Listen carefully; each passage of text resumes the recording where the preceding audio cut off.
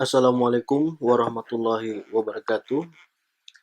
Semangat hari, salam sehat dan sukses selalu.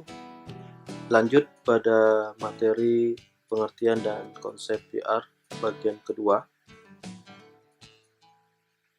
Setelah sebelumnya kita sudah membahas tentang beberapa pengertian menurut para ahli dengan sudut pandang masing-masing, sekarang kita ingin mengetahui pula bagaimana konsep-konsep PR bisa dimengerti. PR juga bisa diartikan sebagai suatu penerangan kepada publik. Ya. Jadi penerangan di sini maksudnya hal-hal yang perlu diperjelas, disampaikan kepada publik terkait kebijakan pemerintah. Dengan adanya penjelasan langsung dan clear dari pemerintah kepada publik, maka tidak ada muncul kegelisahan, keraguan, atau yang sekarang disebut berita bohong ya, hoax, penerangan kepada publik. Ini penting, apapun lah informasinya dan caranya. Artinya PR juga dapat diartikan sebagai suatu bentuk penerangan kepada publik. Yang kedua, PR juga bisa diartikan sebagai suatu persuasi ya kepada publik untuk dapat mengubah sikap dan perilakunya agar bisa mendukung ke arah kebijakan atau apa yang diinginkan oleh si penyampai PR itu sendiri. Bisa pemerintah, bisa swasta. Jadi persuasi inilah yang bisa membuat orang yang semula anti menjadi mendukung ya, yang menolak bisa menjadi netral dan sebagainya. Dan juga supaya upaya untuk menyatakan sikap perilaku ya suatu lembaga. Jadi PR ini bisa menjadi penegasan atau sikap yang bisa dinyatakan kepada publik bahwa terkait suatu hal, maka inilah sikap lembaga. Ya, contohnya itu tadi, misalkan lembaga ini menyatakan diri komitmen terhadap pemberantasan korupsi, maka dinyatakan dalam komunikasi langsung atau komunikasi medianya dengan media indoor maupun outdoor, ada banner, ada pasang sebagai informasi atau penegasan sikapnya. Ini zona integritas, ini zona anti korupsi dan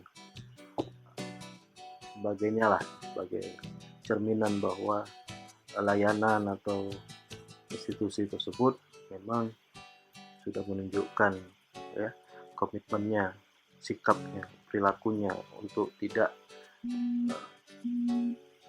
ikut-ikutan atau terpengaruh dengan tindak kejahatan korupsi. Nah, ini bagian dari PR juga ya. Nah, jadi PR itu ya bisa usaha sadar ya, memotivasi, melakukan komunikasi yang dapat mempengaruhi akal sehat ya, dan pilihan-pilihan rasional untuk menyikapi keadaan.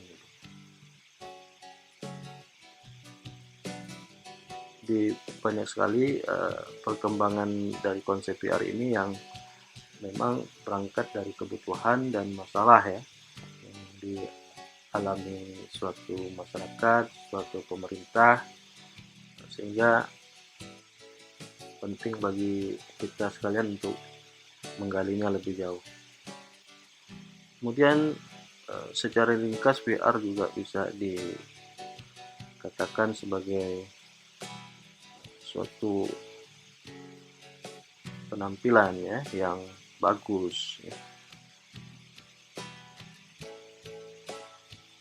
Penampilan yang bagus ini tercermin secara nyata ya, fisik ya, dari bangunan, dari penampilan orang-orang di dalam kantor atau organisasi tersebut, pakaiannya, ekspresi wajahnya, properti-properti yang harmonis dengan interior sebagainya, ini juga bisa sebagai bentuk PR ya yang lebih tangible mungkin ya. Nah, kemudian performance recognition, jadi ada kinerja yang diakui, kerjanya bagus ya dipuji ya, pengakuan terhadap performance, kinerja yang bagus itu. Jadi ada yang tagline-nya kami yang pertama.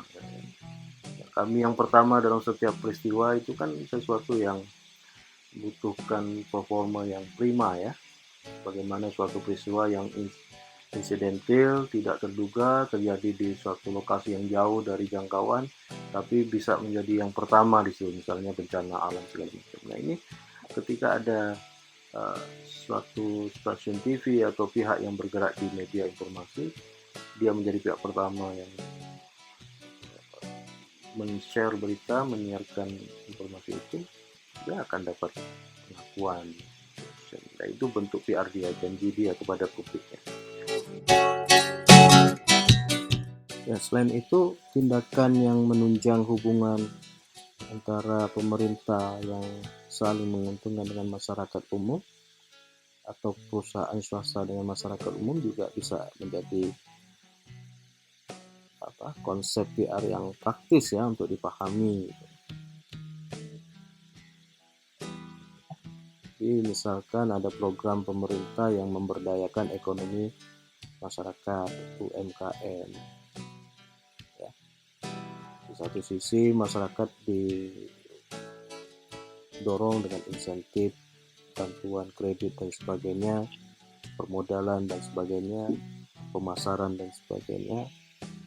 Walhasil masyarakat merasa diuntungkan dengan kebijaksanaan tersebut dan pada gilirannya pemerintah juga sukses ya mensejahterakan masyarakat. Nah, ini nilai keuntungan yang terbangun lewat PR bahwa ada kebijakan yang bermanfaat bagi masyarakat secara ekonomi dan sosial.